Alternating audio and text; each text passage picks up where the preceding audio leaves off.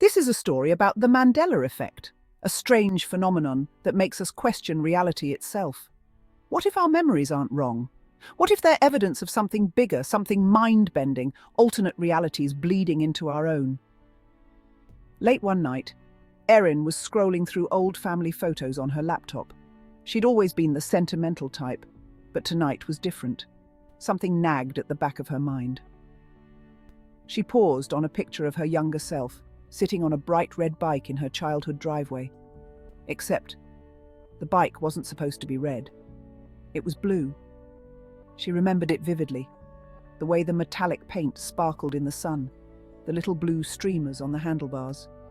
But here it was, undeniably red. "Photos fade," she muttered, brushing it off.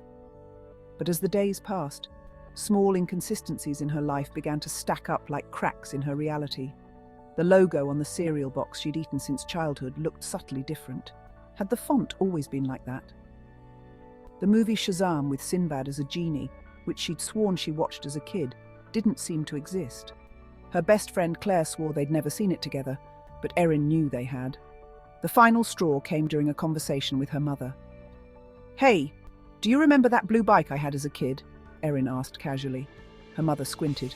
"Blue? Erin, your bike was red. You were obsessed with it." Erin felt a chill. "No, it was blue. I even named it Bluebird." Her mum laughed. "Bluebird? Sweetheart, you called it Red Rocket. You always said it made you feel like you were flying." Her stomach dropped. She wasn't just remembering wrong. Her memories were being rewritten. Erin became obsessed. She devoured articles, forums, and conspiracy theories. The term Mandela Effect came up over and over again. The idea that collective false memories, like people remembering Nelson Mandela dying in the 1980s instead of 2013, might not be errors at all, but evidence of parallel universes colliding. What if there wasn't one reality, but infinite versions? And what if, for reasons no one could explain, people sometimes slipped between them? Erin started keeping a journal. She documented every anomaly, every time her memories didn't match the world around her. She even found an online community of people who experienced the same phenomenon, people who swore the Berenstain Bears had once been spelled as Berenstein, who remembered countries on maps in places they no longer existed.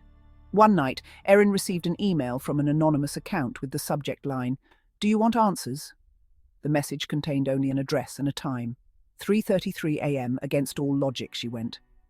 The address led to a rundown observatory on the edge of town. The air was thick with tension as she stepped inside.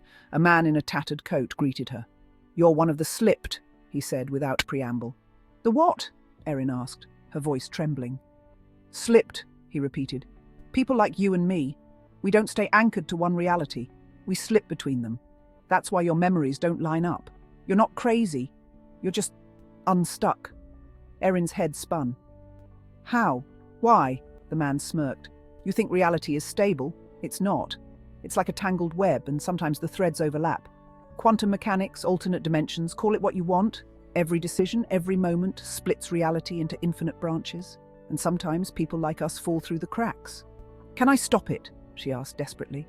The man hesitated. "You don't stop it. You ride it. But if you dig too deep, the web notices." Before she could respond, the ground beneath her shifted. The air felt heavy, charged with electricity. The man's face twisted in fear. "They found you," he whispered. "Who?" But he didn't answer. The world around her began to warp, colours bleeding into each other, sounds distorting into a deafening hum. Erin woke up in her childhood bedroom. The blue bike, Bluebird, sat in the corner, just as she remembered. But something felt off. The air smelled faintly metallic. Her reflection in the mirror blinked a half-second slower than she did. And when she looked at her phone, the date wasn't one she recognized. She wasn't home. She was somewhere else. And the question that haunted her most wasn't how she got there, but whether she'd ever been in the right reality to begin with. What if your memories aren't failing you? What if the world you remember isn't the world you're in? What if every flicker of déjà vu is a sign that you too have slipped? Maybe the Mandela Effect isn't a glitch in our minds. Maybe it's a crack in the universe, one that's letting us peek through.